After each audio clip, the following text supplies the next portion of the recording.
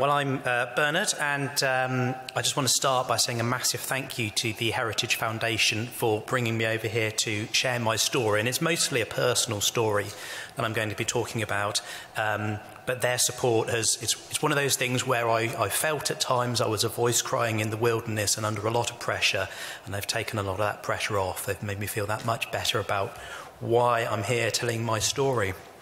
I was, until recently, just an ordinary small town priest. Nothing very much, nothing very special, bumbling along with life, doing my ministry as best I could, as I'm sure priests around the world do.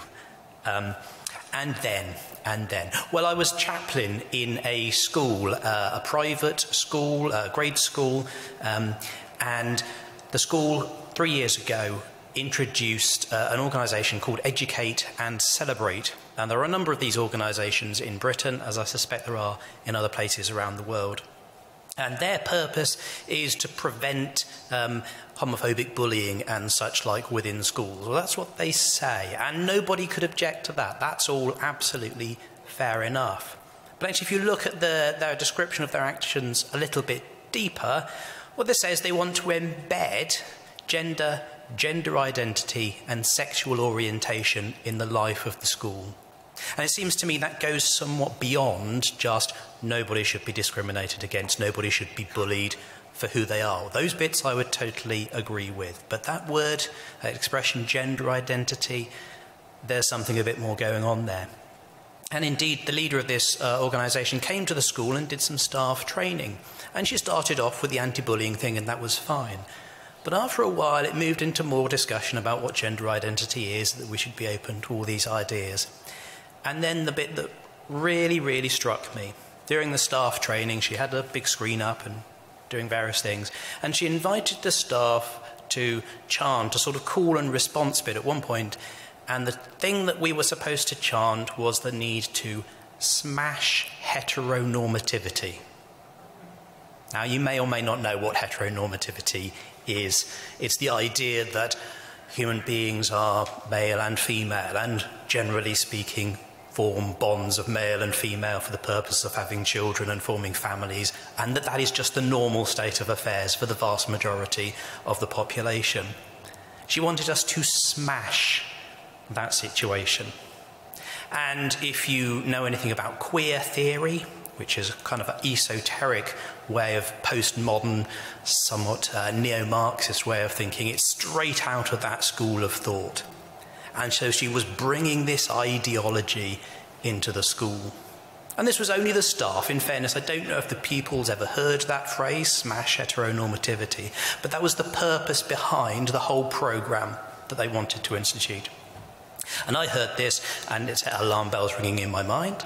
And I said to the senior leadership of the school, the anti-bullying stuff, brilliant. Yes, let's do as much of that as we can. But some of this other stuff is worrying.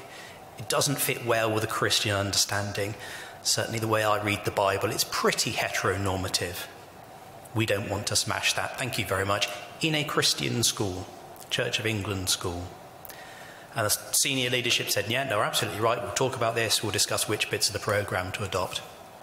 A few months later, I discovered that without discussing it with me at all, they had adopted the entire programme.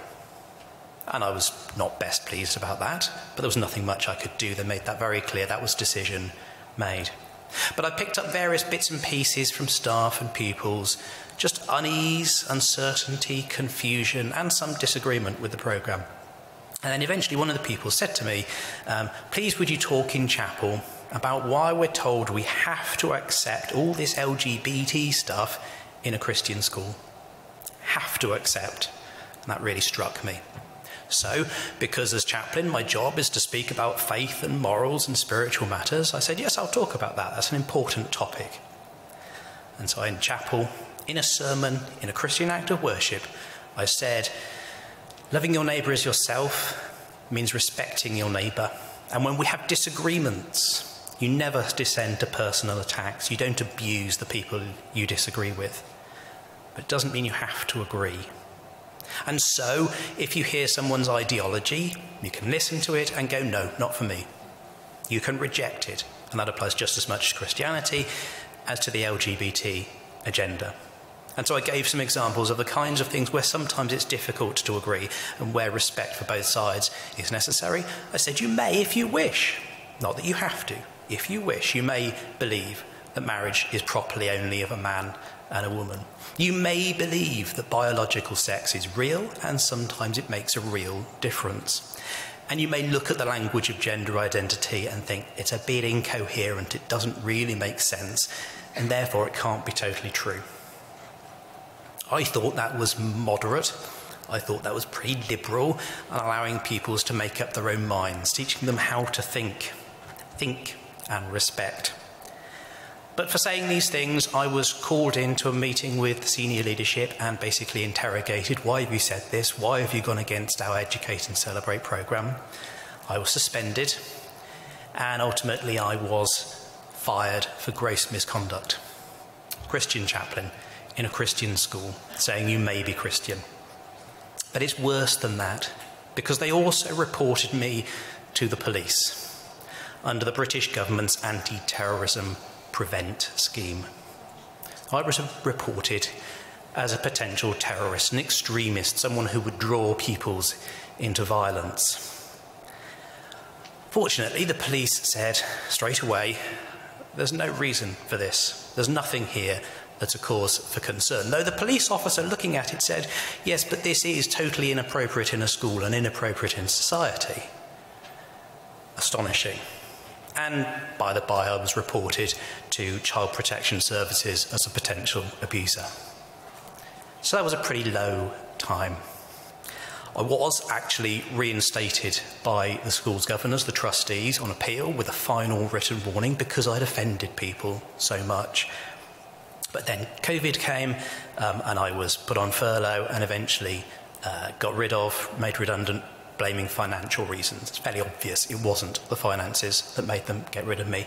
And in that time, after I was reinstated, before COVID, my sermons were censored. I wasn't allowed to say what I wanted to say. I wasn't allowed to teach and be with the pupils in the classroom. And now I'm taking legal action against the school. So the Christian chaplain of a Christian school who said Christian things in a Christian act of worship is suing the school for religious discrimination. Go figure, I think, as my American cousins would say. And I'd like to say a massive thank you also to the organisation in Britain called Christian Concern.